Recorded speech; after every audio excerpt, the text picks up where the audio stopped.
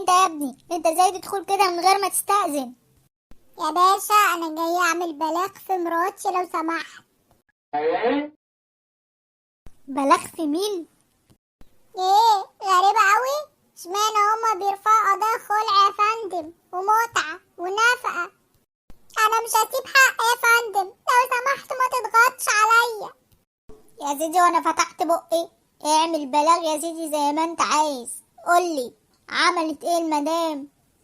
لا وما تقولش عليها المدام، قول عليها المتهمة، ده انا شايل منها قوي. طب قولي يا سيدي الاتهامات الاول عشان اعرف هي تستاهل ولا لا.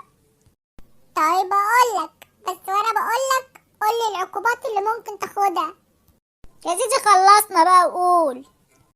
طيب اقول، اول حاجة بتسجل لي مكالماتي كلها من غير ما اعرف.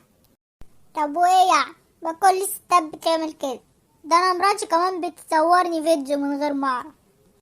لا، القانون بيمنع اي مواطن ان يسجل لمواطن تاني المكالمات الخاصة بتاعته. ده انت مذاكر قوي بقى. ماشي يا سيدي، دي فيها يجي سنة سجن. ها عملت ايه تاني؟ اكتب عندك ان هي بتستولى على ممتلكاتي الخاصة. خدت الشقة والعربية؟ لا، خدت عدد 4 سويت شيرت فيهم واحد بحبه قوي، ده غير البوكسرات اللي بتاخدها تمسح بيها الرخامة بتاعة المطبخ. يعني اكتب ايه في المحضر؟ سرقة بوكسرات؟ ايوه يا باشا، هي دي برضو مش ممتلكات خاصة وبيحميها الدستور. طيب يا سيدي، ايه تاني؟ بتهددني يا باشا، والقانون بيمنع التهديد الكتابي واللفظي. هددتك بايه؟ وهي مرة ولا 2 يا باشا، دي لو صباحها بس اتخبط تهددني وتقولي والله لا اسيب لكم البيت واطفش ومحدش هيعرف لي طريق جرة. تسيب البيت؟ طب ايه تاني يا سيدي؟ القانون برضو مش بيعاقب على الاختلاس. اختلاس؟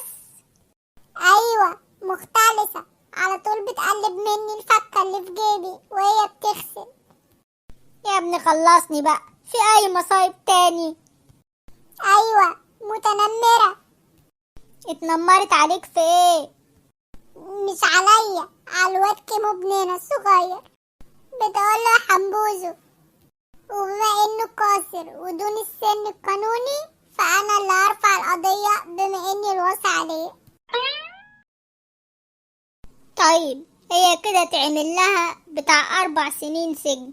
عايز تكتب حاجة تاني؟ لا خلاص كفاية بقى، ما هي كده كده لما تتسجن بقى اعرف اطلقها من غير نفقة ومتعة والحاجات دي كلها. وحق عند ربنا بقى يا باشا، حسبي الله ونعم الوكيل في كل ظالم.